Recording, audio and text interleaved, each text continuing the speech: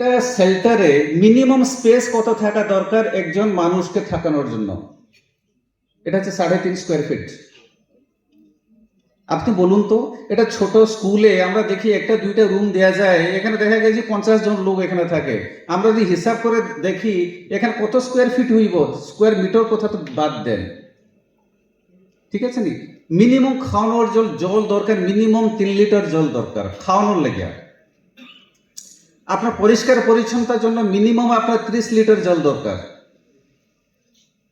যদি আমরা এই মিনিমাম স্ট্যান্ডার্ডগুলিকে আমরা যদি দেখি, আমরা দেখবো কোথায় না কোথায় একটা গাফিলতি আছে, মানে আইদর আমাদের কাছে অথবা পরিচালনা দিকে অথবা কোথায় না কোথায় আছে। এটা কি দায়িত্ব কি শুধু আমার?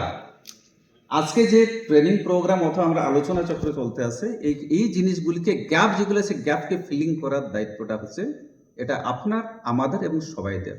এবং যখন রিলিফ সেন্টারের কথা চিন্তা করো, my special request to all of you, আপনার নিজের কথা চিন্তা করো। আমি যখন এটা জায়গাতে যাবো, আমার মিনিমাম কি কি জিনিস দরকার? আমি একটা শেল্টারের দায়িত্বে আছি, এই শেল্টারে এই জিনিস আছে কি না নেই, যদি এইটা যদি হয়ে যায় বাস, আর কিছু দরকার নেই। আজকে এই ধরনের যে আমরা মিটিং করতে আসি, ট্রেনিং করতে আসি, এটা কি দরকারই আসলো না।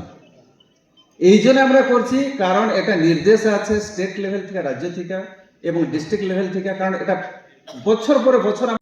এবং আমন্ত্রিত আপনারা সবাই, আজকে যে ট্রেনিংটা হইতে আছে, আই ডোন্ট নো এটা আগে হয়েছে কি না নেই, এটা কিন্তু অত্যন্ত জরুরি। এটার জন্য গত পরশু দিন একটা স্টেট লেভেলের মিটিং হয়েছিল, তার আগে ডিস্ট্রিক্ট লেভেলে মিটিং হয়েছে, তার আগে সাব ডিভিশন ও ব্লক লেভেলের মধ্যে মিটিং হয়ে গেছে। আপনারা জানেন অথবা জানেন না, but this is the fact.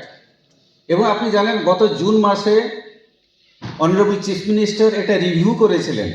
Review মিটিংয়ে সব ডিএমকে ডেকেছিলেন এবং উনি নিজের এক্সপিরিয়েন্স বললেন কি গত 2024 অগস্ট মাসে যে বন্যা হয়েছিল, ওনার যে বিভিন্ন জায়গাতে মানে দেখেছেন শেল্টারে যে রিলিফ ক্যাম্প গিয়া কি কি প্রবলেম মানুষরা ফেস করে।